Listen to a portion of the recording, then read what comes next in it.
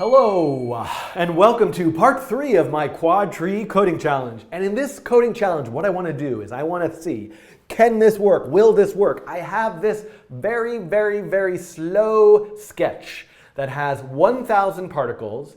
Each particle is checking every other particle where it is in the window. And if it is overlapping or intersecting one of them, it's highlighting itself white. And if it's not, it's keeping its color to gray. And you'll notice this is running at about 5 frames per second. Can I use a Quadtree to reduce the number of cycles, computational cycles I need to do to check every particle's location against every other particle's location and get this running at 30 frames per second? Let's go. Okay, so I'm actually going to refresh this, and when there's nothing there now because I had all that code and I deleted it because I'm going to write it now. So what I do have already is a particle class. So I have a very simple particle. It just has an x, a y, and a size, and it's drawn as a circle. So let's do this. Let's say, I'm thinking about this. Let's make an array of particles. And I'm going to say for let I equal 0, I is less than 1. And let's just start with 100 because I don't want to deal with it running slow until it's time to really implement the Quadtree. And I'm going to say particles index I is a new particle. And I'm going to give the particle a random location on the window. Then I'm going to say for let p of particles. And I think it's like p.update probably, and p. I don't know what it is. Let's look. Move and render. All right, who knows what I call these things? Move and render. And I'm going to say background 0. Okay, so now we can see, there we go, no problem. Look at all my beautiful particles moving around. And so we can see, by the way, just even with like 1,000 of them, drawing 1,000 particles is no problem. P5, canvas, I can draw 1,000 circles any old day of the week, 30 frames per second, whatever nice frame rate. But now, what if I were to say for, and I think I could say let, I'm going to do this again. I'm going to separate this out into a separate loop. Let p of particles for let other of particles. And I want to now check if p dot intersects other, then I want to highlight this particle, p dot highlight. So this is the idea, right? I want to do a nested loop for, and also I got to make sure as long as p is not equal to other. So as long p shouldn't check itself. And again, there are plenty of ways to optimize this nested loop. Like if p is checking other, I don't need other to check p, but that's not the point here. I'm going to let this be as inefficient as possible. This is what I know. Now, do I have an intersects function? Do I have a highlight function? I don't think so. It would have been nice if I kept those. So let's write an intersects function. Intersects other. So what do I need to know? I need to know the distance between this dot x, this dot y, and other dot x, other dot y.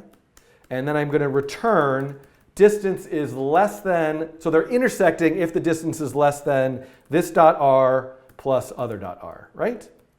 So this is going to tell me, and then I'm going to make a variable called highlight and set that equal to false. I'm going to in render if highlight fill white, otherwise fill just this sort of grayish color.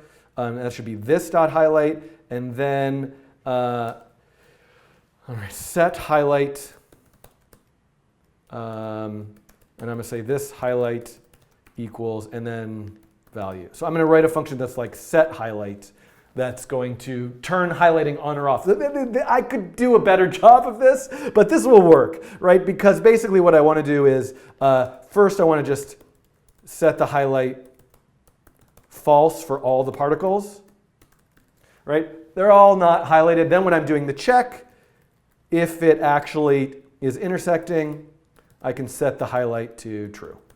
So now let's go back to just 100 particles. And we can see, perfect. When they're in, okay. Now the distance, oh, you know what? I'm not drawing them. I'm drawing them with the radius as the diameter. So they're actually half the size. So I should fix that in my render function. I'm not being consistent. This should really be radius times 2 if I'm using r as a radius for the math. So now we can see right? When they are overlapping, they're highlighted white. When they're not overlapping, they're not. Okay, so this is working fine. I can actually, let me look here in the, ooh, there's like a, oh, I got to deal with that for a second. Hold on. I have a little extra bit of code in there by accident. I can look at the frame rate, no problem, 27 frames per second. Let me just ignore what I'm doing for a second. In my Quadtree code, I was adding some unit tests and stuff, and I'm going to just get rid of that. Okay, so we can see here, look at the frame rate, 26 frames per second. Now, let's see that if I go back to my sketch and I add 1,000 particles, let's look at the frame rate now, 5 frames per second. Also, now that I have so many, I probably want it to be them not to be as big because, so let's actually make them half the size. And now frame rate is still 5 frames per second. Okay, we're here for the Quadtree, right? Let's add the Quadtree. So the thing is, what do I need to do? Right here, this is what I need to replace. I'm saying I still want to go through every particle.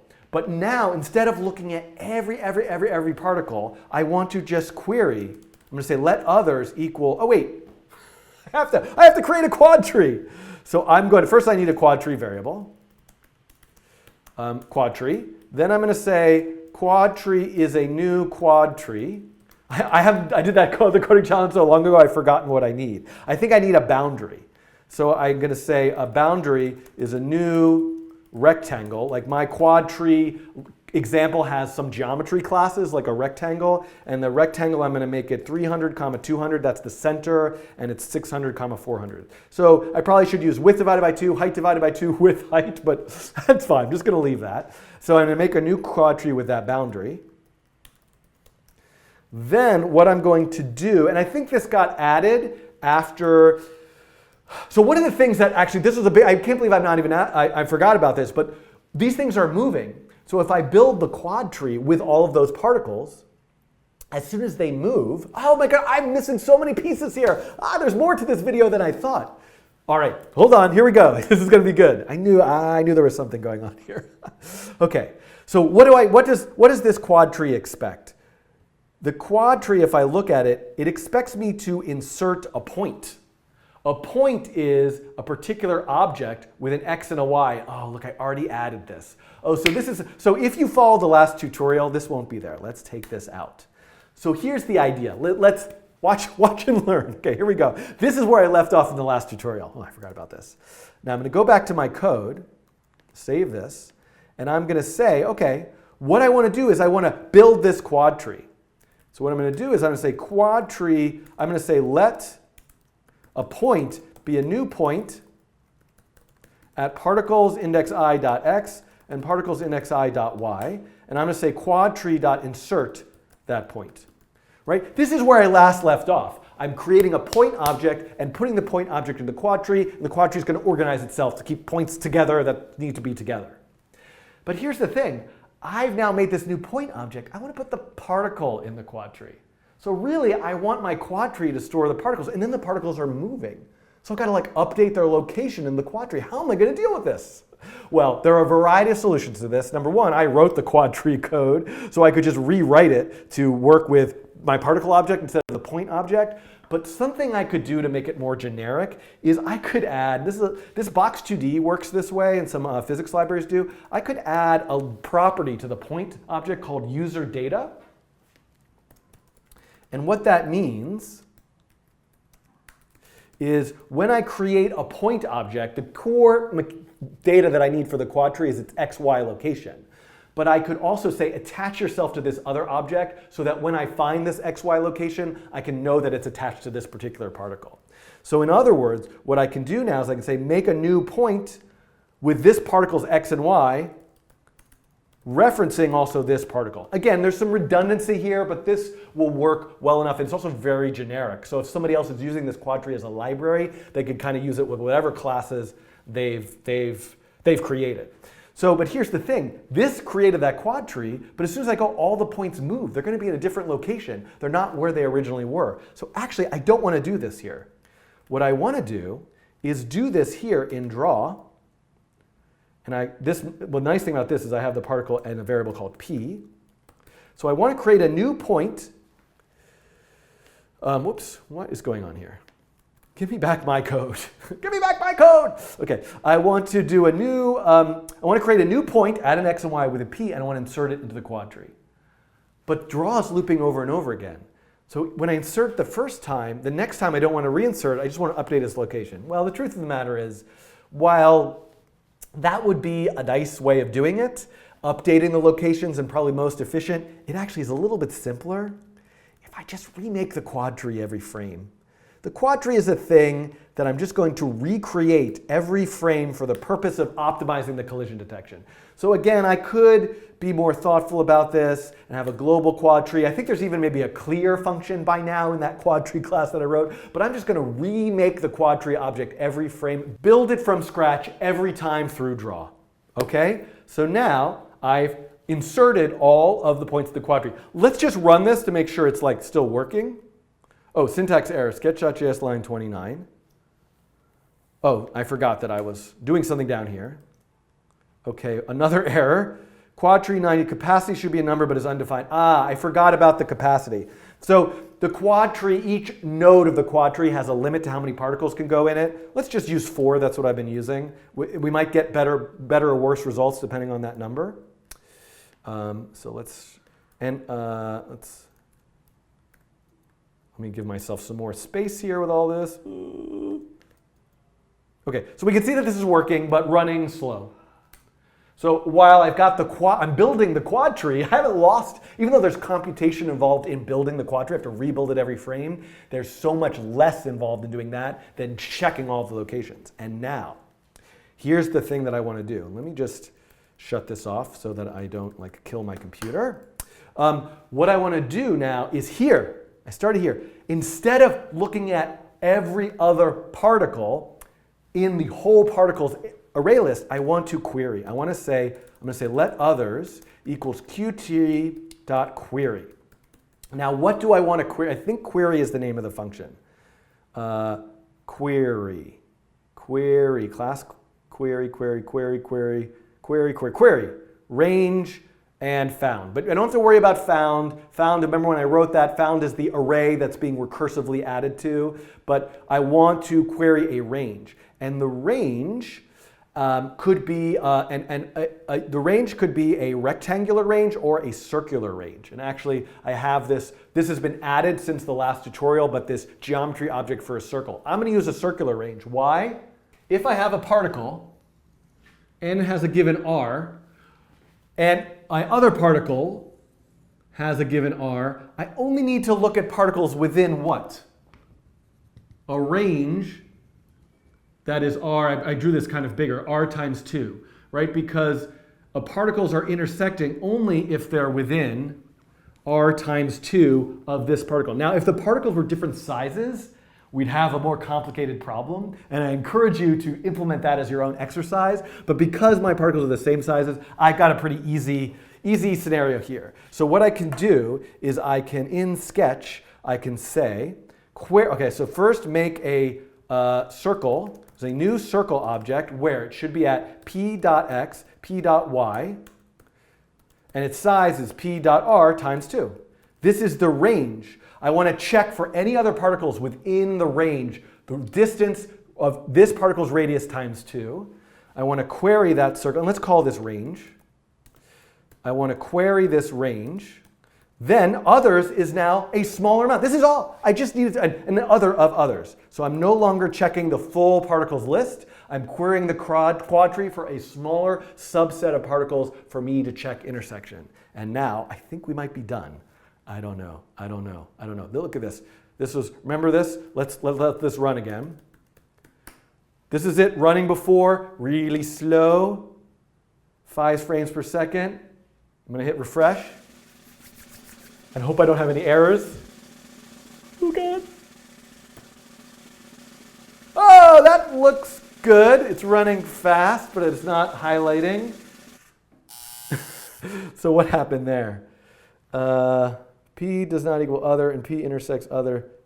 Why? Okay, hold on. I have a bad feeling that Oh, the particle. Thank you. I forgot. So that's the thing. Ah, right. So this is the whole thing. These are points. I called them others, but let's call them points. I'm getting the points. For every other of points, for every point of points, other equals point.userdata. I need to actually look at that object, right? Remember, the particle, which is the thing that works with intersects and set highlight and all of that, is this Quadtree is giving me an array of points, and as I look at each point, I need to pull out the user data. Okay, I can't bring myself to use that drummer. There we go. So now, whoops, frame rate. Look at that, 48 frames per second. It was 5 frames per second. Now it's 48 frames per second. Woohoo! So, there's issues with this. Well, I've really set myself up for success here. These particles have a really nice, even, uniform distribution across the entire canvas. They're all the same size. There's only 1,000 of them. I'm not actually like having them bounce off each other, any kind of complex collision resolution, but this is the basic idea. What you can see is that with a Quadtree, right, if I just quickly, all I have to do now to switch them on and off, right, is to say, let me comment this out, and if I say for other, let other of particles, this is, so now, no Quadtree, right? I'm just looking at every other particle. Super slow, frame rate of about 5, and now switch to using the Quadtree. Super fast. So goodbye, everyone. Thanks for watching this tutorial. I encourage you to try to make a version of this where the particles, somebody already has done this, a pull request on my Quadtree repo, but making a version of this with the flocking simulation, how is that going to work? What if you have, what if the particles aren't so evenly distributed? How could you do it with different sizes? Ooh, could you visualize the Quadtree? So draw the Quadtree dynamically as it's changing and updating. That might be a beautiful thing to create, make your own Quadtree visualizations. I hope you do all those things, share them with me, and I will see you in a future coding challenge, something or other video. Goodbye, subscribe, I don't know, that kind of stuff. Goodbye.